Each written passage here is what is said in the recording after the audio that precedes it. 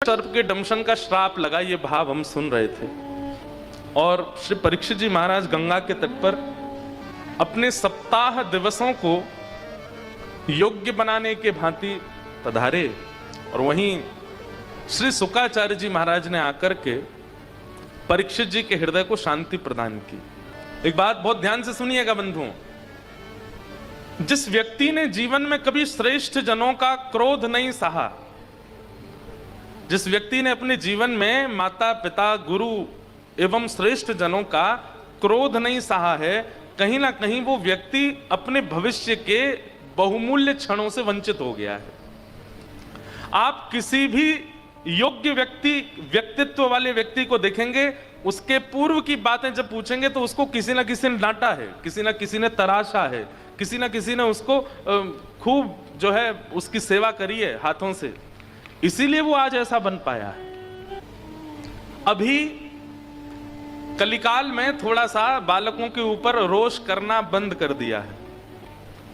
रोष करने की कोई हम आज्ञा नहीं दे रहे हैं आपको, लेकिन कई बार रोष हो जाता है तो आपकी जो प्रतिक्रिया होती है ना, वो बड़ी विचित्र होती है। कई बालक माता पिता से लड़ते हुए पाए जाते हैं, गुरुजन थोड़ा नाराज हो जाएं तो शिष्य उनके पास जाना बंद कर देते हैं। हमारे शास्त्र आज्ञा करते हैं, क्रोधापि देवेन वरेण तुल्यम। बड़े लोगों का क्रोध वरदान के समान होता है। इसलिए बाल्यकाल में या अपने शिष्यत्व में यदि श्रेष्ठ जनों का कभी क्रोध प्राप्त हो जाए ना, तो उसको स्वीकार कीजिए और प्रतीक्षा कीजिए, आज इन्होंने क्रोध किया है और इसको मैंने सहा है, इस क्रोध का फल मुझे कुछ अद्भुत ही मिलेगा। ऐसा देखा जाता है। परीक्षित जी महाराज को 7 दिन में मरने का श्राप लगा है, पर परीक्षित इस भाव से व्याकुल नहीं है, बल्कि उनकी व्याकुलता का कारण यह है कि मेरे पास केवल 7 दिन शेष हैं। इन 7 दिनों में मुझे मुक्ति मिले, मैं अपने जीवन का उद्धार करूं, वो कैसे संभव हो, इसका विचार कर रहे हैं। सब लोग इधर देखो, ध्यान से सुनो, बहुत ध्यान से सुनो। विपरीत अवस्था सबके जीवन में आती है।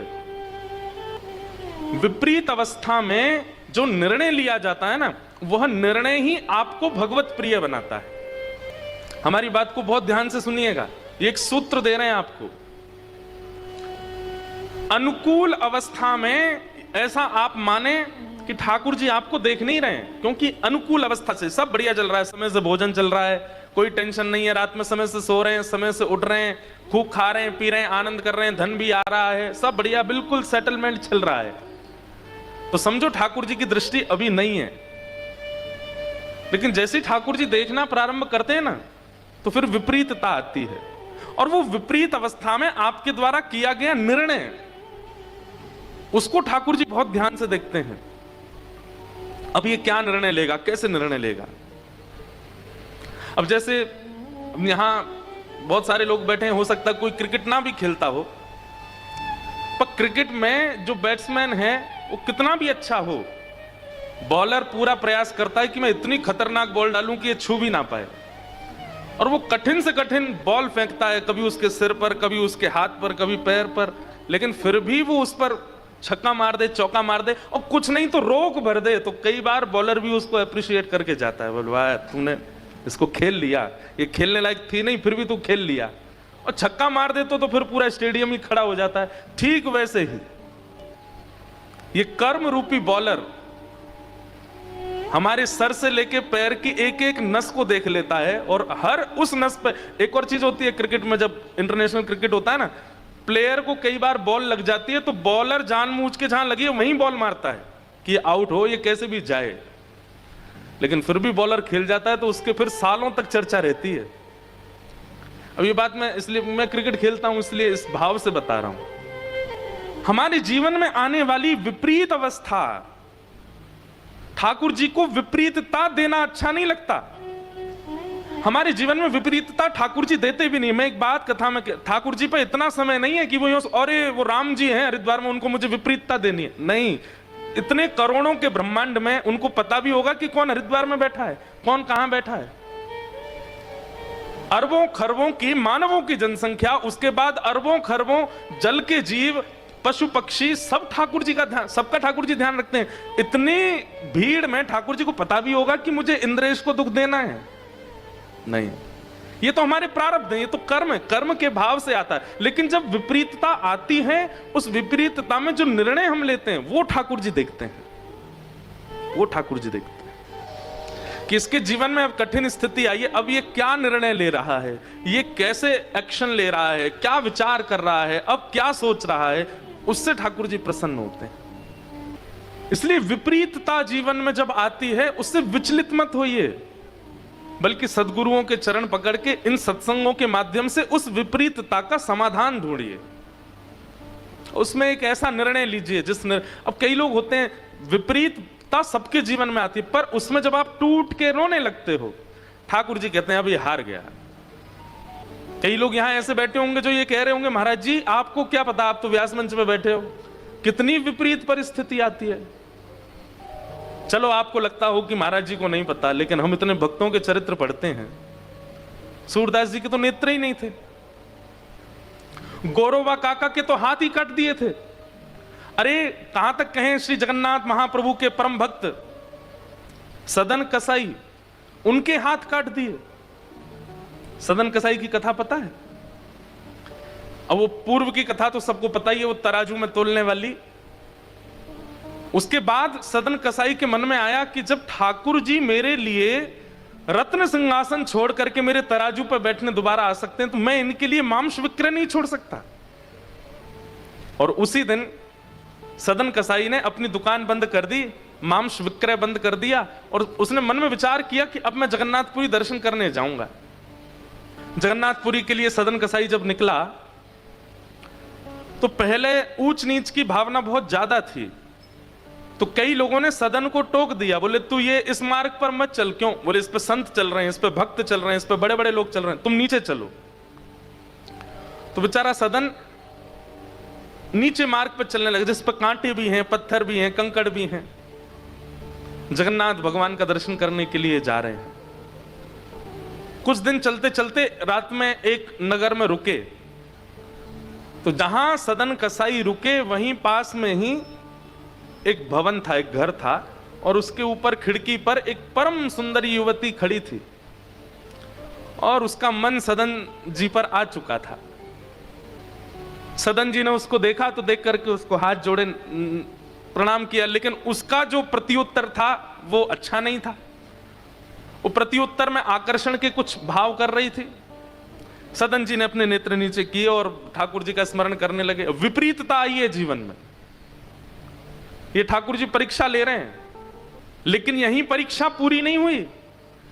उसने ऐसा कुछ इशारा किया कि वो सदन जी को बोली, अगर तुम मुझे स्वीकार करो तो मैं पहले से विवाहिता हूं, मैं अपने पति को मार के तुम्हारे साथ चल दूंगी।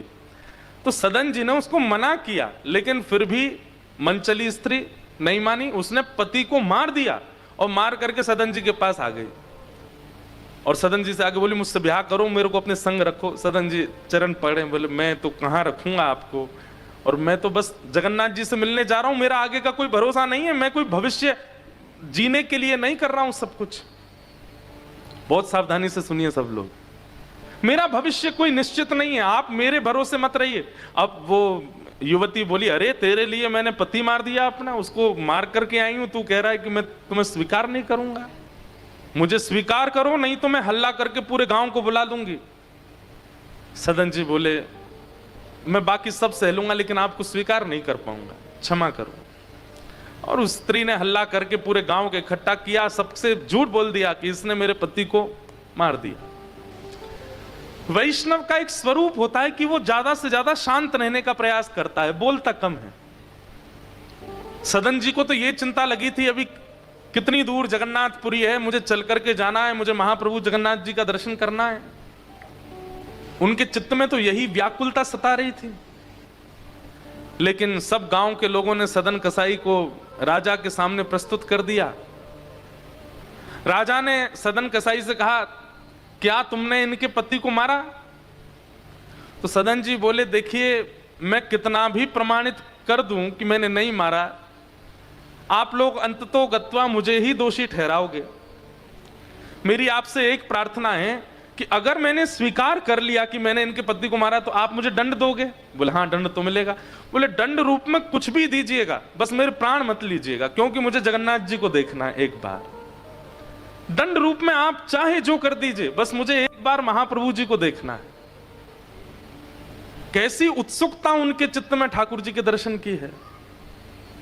उनका दोष नहीं था, फिर भी उनको यह लग रहा था कि मैं जितनी देर यहां पर गवाहियां देता रहूंगा, बोलता रहूंगा कि मैंने नहीं मारा, मैंने, उतना समय और लगेगा महाप्रभु जी से मिलने में। उससे पहले उन्होंने कहा ठीक है, मैंने किया है, अब जो दंड देना है दे दीजिए, बस मुझे मारिएगा नहीं, मेरे प्राणों को जीवित रहने दीजिए जब तक मैं जगन्नाथ जी को ना देख लूं। तो राजा ने कहा भाई, जब पहली बार में ही व्यक्ति अपना दोष स्वीकार कर रहा है, एक काम करो, इसके दोनों हाथ काट दो। जैसे ही राजा ने कहा दोनों हाथ काट दो, तुरंत सदन कसाई जी ने हाथ आगे किए, बोले तुरंत काट दीजिए। हाथ काटने के बाद व्यक्ति रोता है, पर सदन कसाई नाच रहे थे। किसी ने पूछा, बोले भाई बहुत लोग देखे, तुझ जैसा नहीं देखा, हाथ कट गए, लहूलुहान हो गया, रक्त निकल रहा, तू हंस रहा है, तू नाच रहा है। रोते रोते सदन कसाई बोले, मैंने सुना है महाप्रभु जगन्नाथ भी बिना हाथ के हैं, तो मैं हाथ लेके कैसे जाऊं? मेरे महाप्रभु जी जब बिना हाथ के हैं तो मैं हाथ लेके कैसे जा सकता हूं? वास्तव में तो शायद अब मैं अधिकारी बना हूं उनके दर्शन का। राजा भी समझ गए, बोले कि इनका दोष है नहीं, लेकिन सबने नतमस्तक होकर के प्रणाम किया सदन जी को। वो बोले बस मुझे अब मत रोकिए, मुझे जाने दीजिए।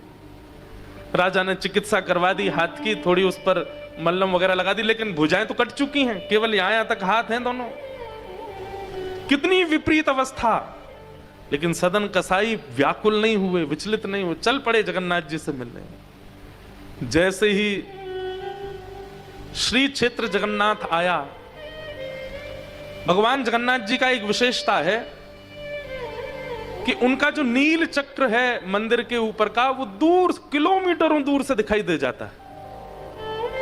आप कभी, मैं अपने दर्शन की विधा बता रहा हूं, भुवनेश्वर से जैसे ही हम जाते हैं पुरी के लिए, तो मेरी नजर बस गाड़ी के चारों तरफ घूमती रहती है कि कैसे भी, अब तो मुझे पता है किस दिशा में दिखते हैं, और मुझे यह भी पता कौन सा बोर्ड आता है जिसके बाद सबसे पहले नील चक्र दिखता है, और उसके बाद भी कम से कम 8-9 किलोमीटर दूर रह जाते हैं जगन्नाथ जी, वहीं से नील चक्र दिखता है। जैसे ही सदन कसाई ने नील चक्र देखा, व्याकुल हो गए। दोनों भुजा नहीं है, बार बार गिर जाते हैं, बड़ी मुश्किल से उठते हैं, लेकिन महाप्रभु जी इतने त्याग में भक्त को कैसे अस्वीकार करें? Get Bridal Kaliraz at up to 35% off on your first order. Download Misho now. आखिर लोग क्यों हो रहे हैं गायब? गायब लोगों की तादाद बढ़ते जा रही है। देश भर में एक पोस्टर पढ़ करके हो रहे हैं लोग गायब। अखिल जो कि एक कॉलेज स्टूडेंट है, उसने पोस्टर पढ़ा और गायब। कबीर जो कि एक सेल्समैन है, दुकान पर पोस्टर पढ़ा और गायब। अमन एक सिक्योरिटी गार्ड, रात में पोस्टर पढ़ा और गायब। तो आइए हम खुद पढ़ते हैं वो पोस्टर और करते हैं खुलासा। जब ब्लिंकिट पर होगा 15,000 तक का ज्वाइनिंग बोनस, तो आप जहां पर भी हो वहां से गायब होकर सीधा ब्लिंकिट पर आओगे। जब ज्वाइनिंग बोनस होगा इतना बड़ा, तो हर कोई दिखेगा ब्लिंकिट के रास्ते पर खड़ा।